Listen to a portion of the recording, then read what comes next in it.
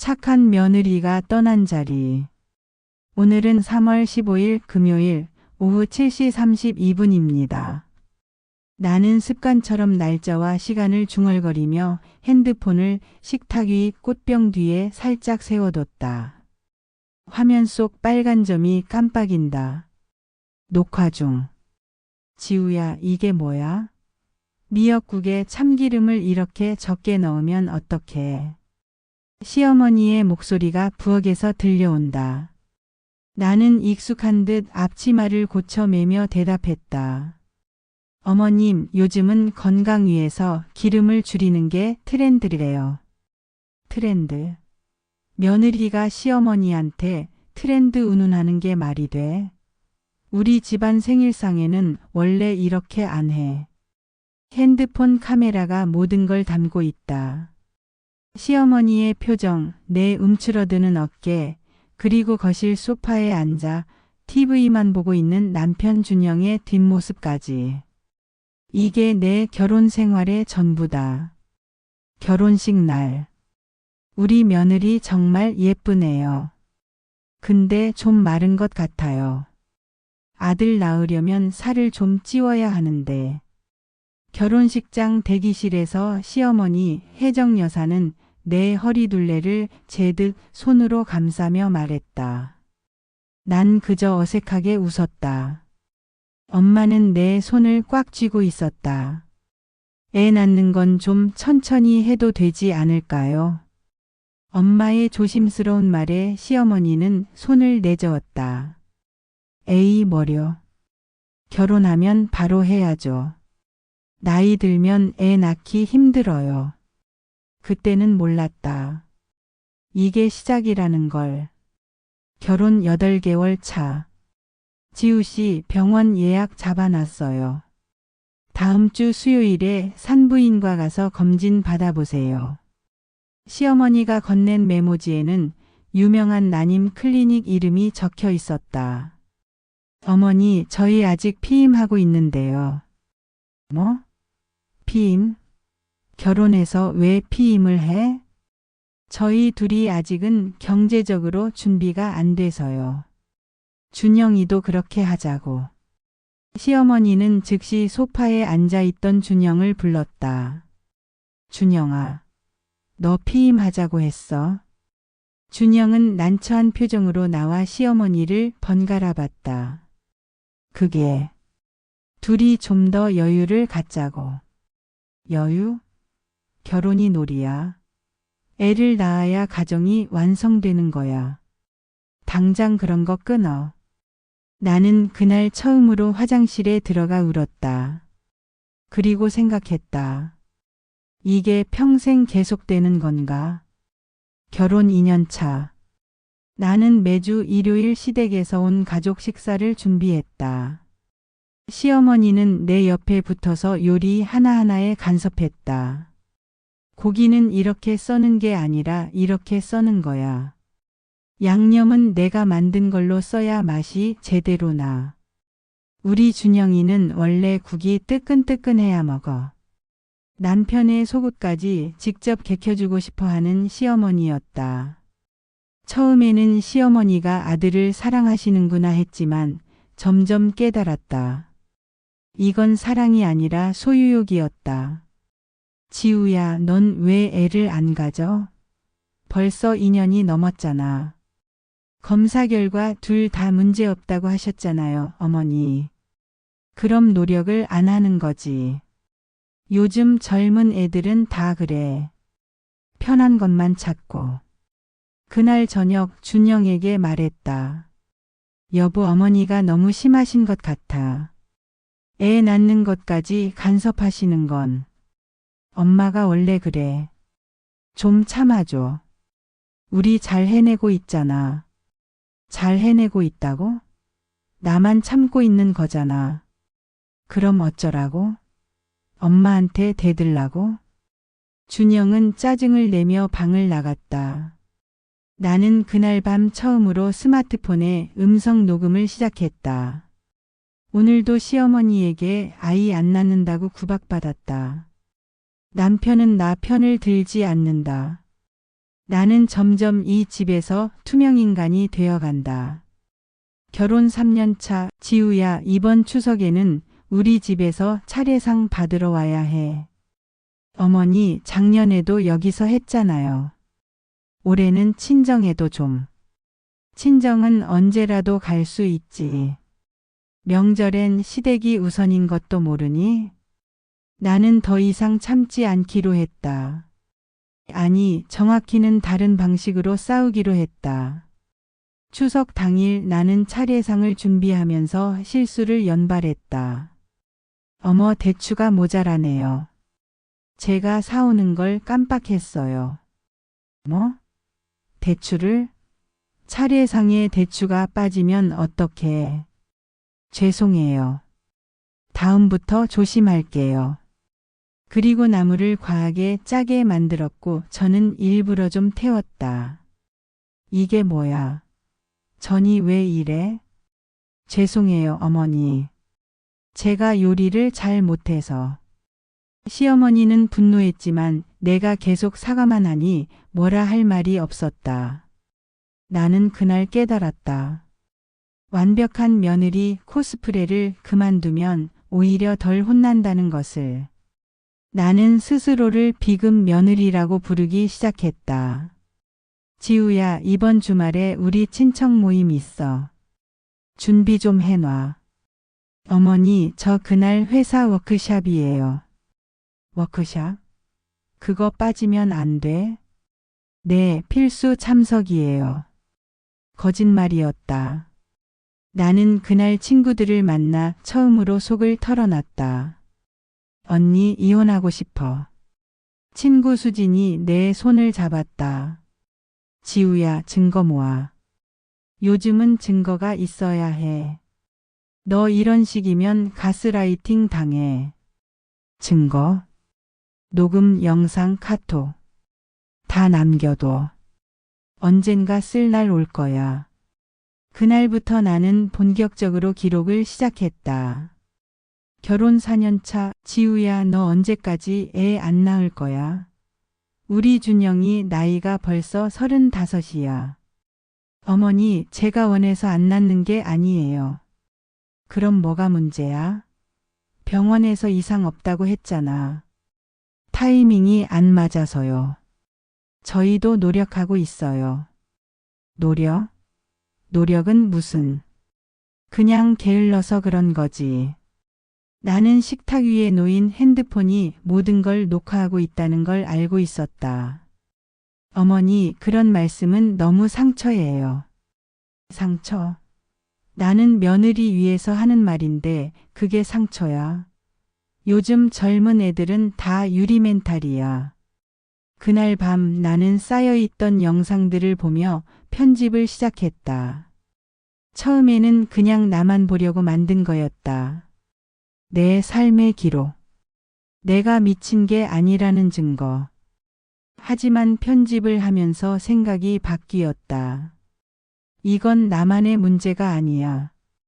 결국 나는 익명 계정을 하나 만들고 첫 번째 영상을 올렸다. 리얼 시월드 관찰기 EP 1- 착한 며느리의 하루. 영상은 시어머니의 얼굴을 모자이크 처리하고 목소리는 변조했다. 하지만 대화 내용은 그대로였다.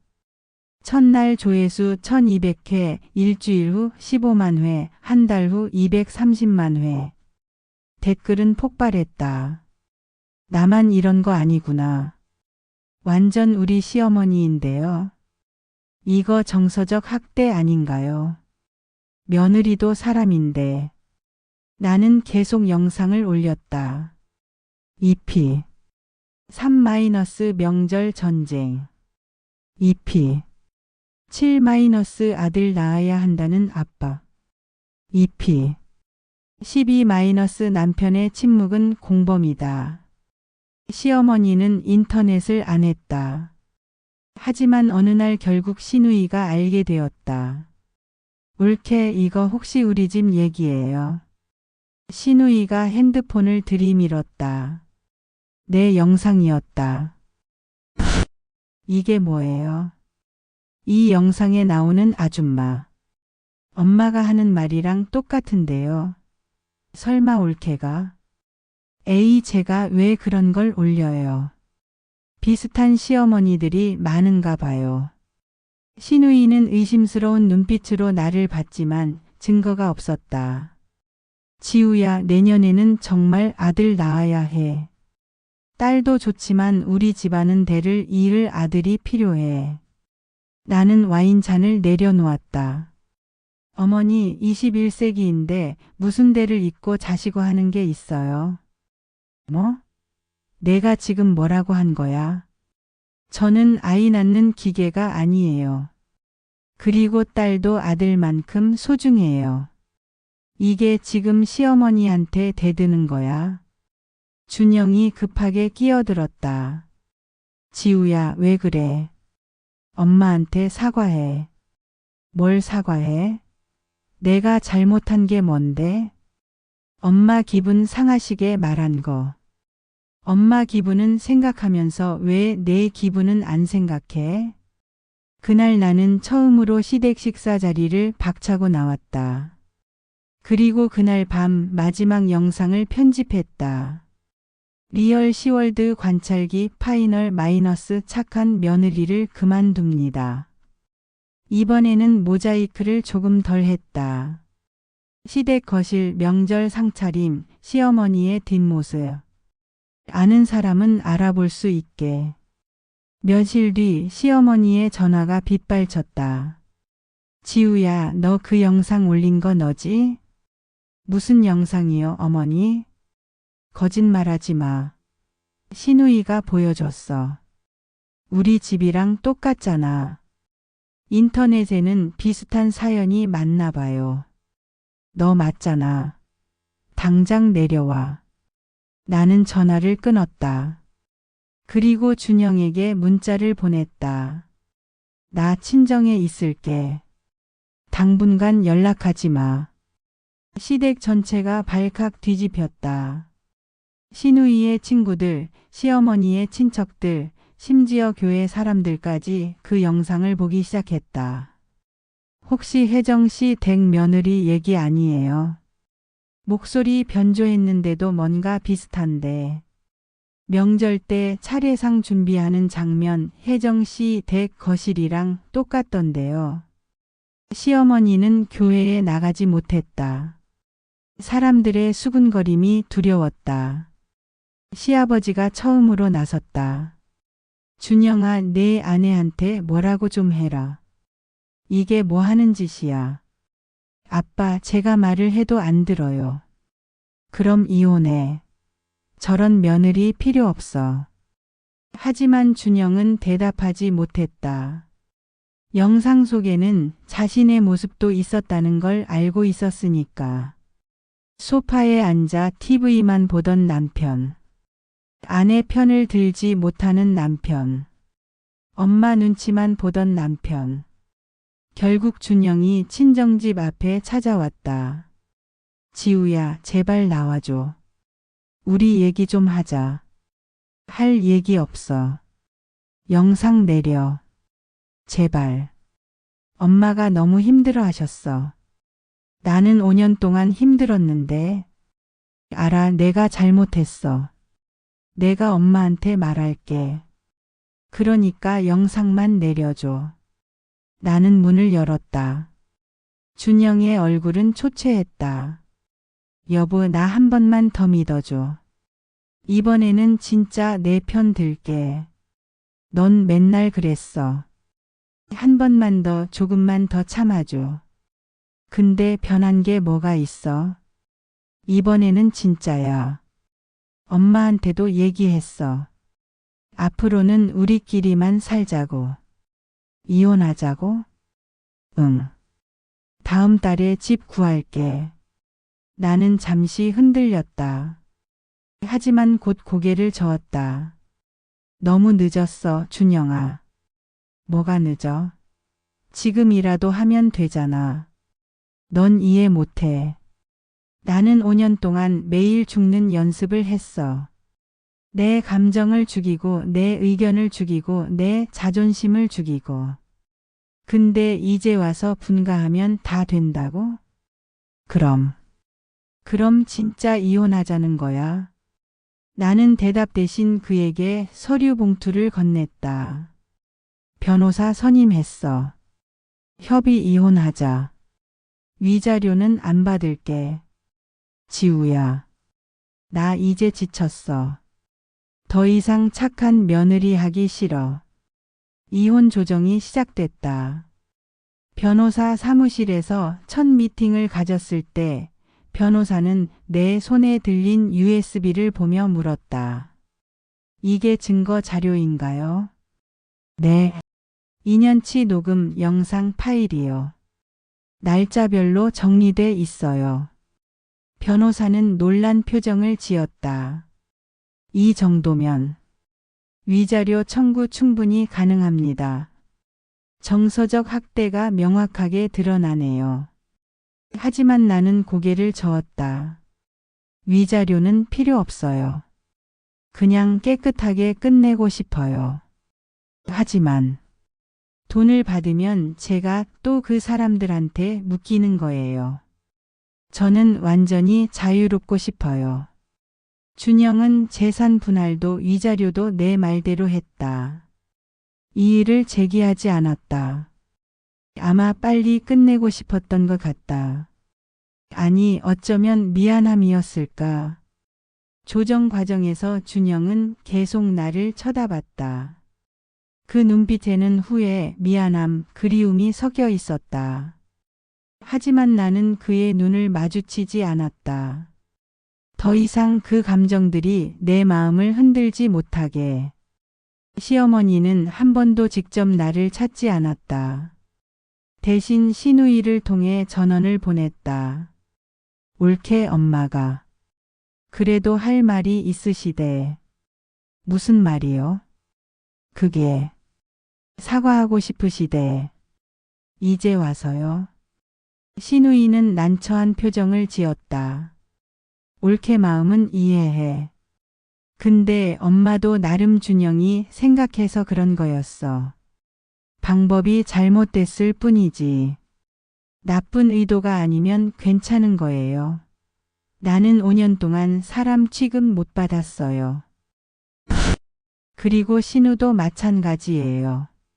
신우도 결혼하면 알 거예요. 어머니가 얼마나 무서운 분인지. 시누이는 아무 말도 하지 못했다. 법원 복도는 이상하게 조용했다.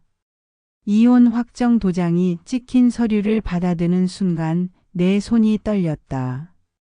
기쁨인지 슬픔인지 알 수 없는 감정이 밀려왔다. 5년의 결혼 생활이 A사 용지 몇 장으로 정리됐다. 복도에서 준영을 마지막으로 만났다. 그는 초췌해 보였다. 어쩌면 나보다 더 힘들어하는 것 같았다. 지우야, 마지막으로 한 번만 더. 그만해. 이미 끝났어. 나는 아직도 널 사랑해. 사랑이 뭔지도 모르면서. 준영의 얼굴이 일그러졌다.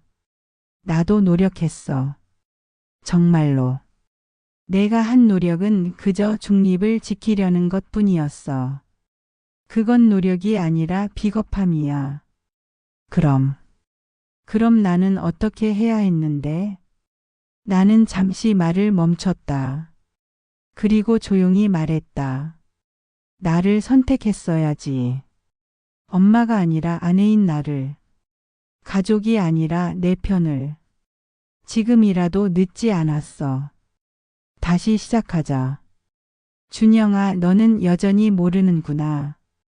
이미 늦었어. 너무 늦었어. 나는 돌아서서 걸었다. 뒤에서 준영이 부르는 소리가 들렸다. 지우야, 지우야. 하지만 나는 돌아보지 않았다. 한 걸음, 한 걸음 걸을 때마다 몸이 가벼워지는 게 느껴졌다. 법원 정문을 나서는 순간 3월의 햇살이 따뜻하게 내리쬐었다. 봄바람이 불었다. 나는 크게 숨을 들이마셨다. 아, 이게 자유구나. 처음으로 숨 쉬는 게 편했다. 처음으로 내일이 기대됐다. 주차장으로 걸어가는데 핸드폰이 울렸다. 엄마였다. 지우야, 끝났어? 응, 엄마. 끝났어. 울지 마. 엄마가 곧 갈게. 안 울어, 엄마. 나 지금 진짜 괜찮아. 아니, 괜찮은 정도가 아니라 정말 좋아. 전화기 너머로 엄마가 우는 소리가 들렸다. 하지만 나는 웃고 있었다. 차에 앉아서 백미러를 봤다. 거기에는 더 이상 착한 며느리가 아닌 그냥 지우가 있었다. 그 후 1년이 지났다. 나는 리얼 시월드 관찰기를 정식 채널로 키웠다. 이제는 나만의 이야기가 아니라 다른 며느리들의 사연도 다뤘다. 구독자 70만 명. 광고 수익만으로도 충분히 먹고 살 수 있었다.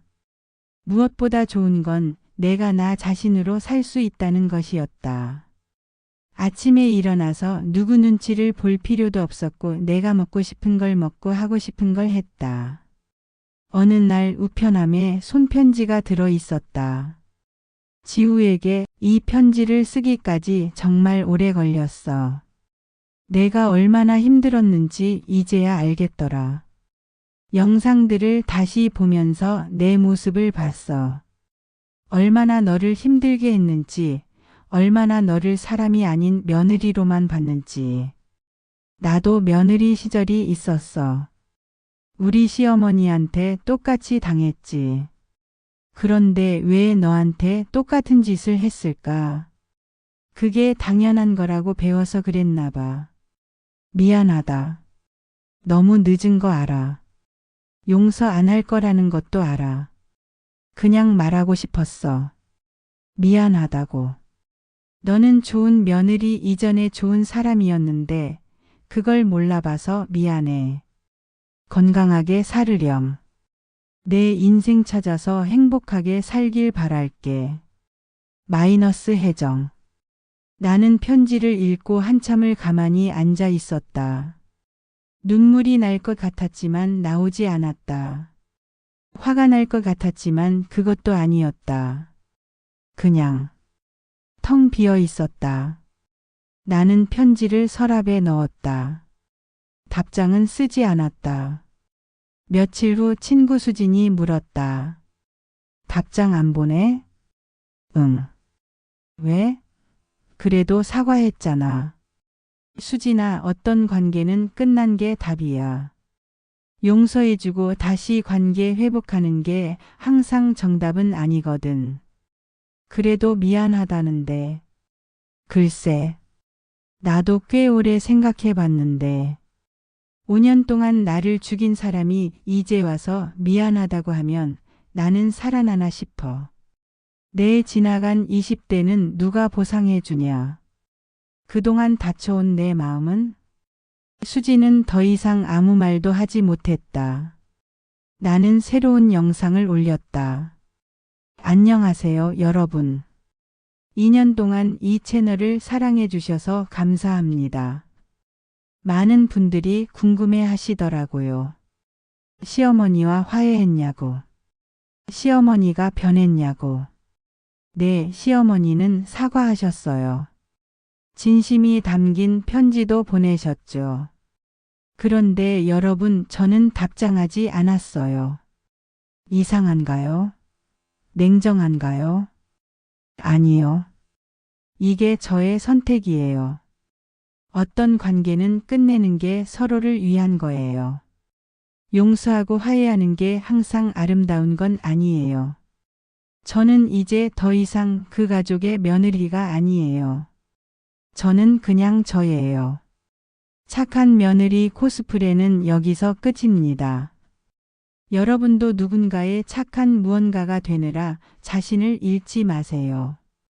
여러분은 그 자체로 충분히 소중한 사람이니까요. 영상은 500만 조회수를 돌파했다. 댓글에는 이런 말들이 달렸다. 용서하지 않을 용기도 필요하다는 걸 배웠습니다.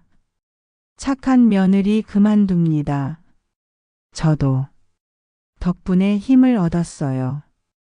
앞으로는 착한 일한 탈을 벗어던지시고 나답게 살아보시길 응원합니다. 시어머니 혜정 여사는 아들 준영과의 관계도 예전 같지 않았다. 준영아, 밥 먹고 가. 아니요, 엄마. 약속 있어서요. 누구랑? 친구요. 준영은 부모님 댁에 주말마다 들렀지만 30분을 넘기지 않았다. 예전처럼 거실에 편하게 앉아 TV를 보거나 엄마가 차려준 밥을 먹지도 않았다. 어느 날 혜정은 아들에게 물었다. 너 엄마 원망하니? 준영은 한참을 말이 없다가 대답했다. 원망은 아니에요. 그냥 엄마도 저도 모든 게 낯설어서 그래요. 뭐가? 제 아내를 그렇게 대하는 엄마를 저는 몰랐어요. 아니, 알면서도 모른 척했던 건지도 모르겠네요. 준영아, 지우가 떠나고 나서야 알았어요. 내가 얼마나 비겁했는지, 엄마가 얼마나 무서운 사람인지. 혜정의 얼굴이 창백해졌다. 엄마는 너를 위해서, 저를 위해서요. 엄마, 전 지금 혼자예요. 제 아내는 떠났고 엄마와의 관계도 이렇게 됐어요. 누구를 위한 거였어요? 준영은 그렇게 말하고 일어났다. 이제 그만 갈게요. 벌써? 밥이라도. 괜찮아요. 집에 가서 먹을게요. 문이 닫히는 소리가 유난히 크게 들렸다. 혜정은 텅 빈 거실에 혼자 앉아 있었다. 준영은 재혼은커녕 연애조차 하지 않았다. 주변에서 소개를 해줘도 번번이 거절했다. 너 평생 혼자 살려고? 이제 마음 정리는 해야지. 모르겠어. 정리를 어떻게 해야 할지도 감이 안 와. 다시는 누구한테 상처 주고 싶지 않아. 그냥 난 혼자 있는 게 나을 것 같아. 준영은 가끔 지우의 SNS를 몰래 들어가 봤다. 여행 사진, 새로 배운 요리, 친구들과의 웃는 얼굴. 저렇게 웃는 얼굴을 나는 본 적이 있었나? 준영은 자신이 5년 동안 아내의 진짜 웃음을 본 적이 없다는 걸 깨달았다. 혜정도 마찬가지였다. 그녀는 교회에도 나가지 않았다. 친척 모임도 피했다. 혜정 씨 요즘 왜 안 보여요? 몸이 좀 안 좋아서요. 거짓말이었다. 사람들의 수군거림이 두려웠다. 며느리를 쫓아낸 시어머니라는 낙인이 찍힌 것 같았다. 시아버지는 아내를 보며 한숨만 쉬었다. 당신이 너무 심했어. 며느리가 얼마나 착했는데. 알아요. 이제라도 알면 뭐해. 이미 다 떠났는데. 혜정은 가끔 지우가 쓰던 방을 들여다봤다. 깨끗하게 비워진 방. 화장대, 옷장, 침대. 모두 그대로인데 주인은 없었다. 그녀는 지우가 명절 때마다 정성스럽게 준비했던 것들을 떠올렸다. 새벽 5시에 일어나 전을 부치던 모습. 시댁 식구들 취향을 다 외우고 있던 며느리. 나는 그걸 당연하게 여겼구나. 혜정은 서랍에서 지우가 손으로 쓴 메모를 발견했다. 시아버지 마이너스 고등어조림 좋아하심 간 3개. 시어머니 마이너스 나물짜게 국 뜨겁게. 준영 마이너스 김치찌개에 참치 넣으면 좋아함. 시누이 마이너스 매운 거 못 먹음. 메모를 보던 혜정의 눈에서 눈물이 떨어졌다. 이렇게 세심하게 챙겨주던 며느리에게 자신은 무엇을 해줬던가. 아무것도 없었다. 비난과 간섭과 통제뿐이었다. 미안해. 정말 미안해. 하지만 그 사과는 이미 아무에게도 닿지 않았다.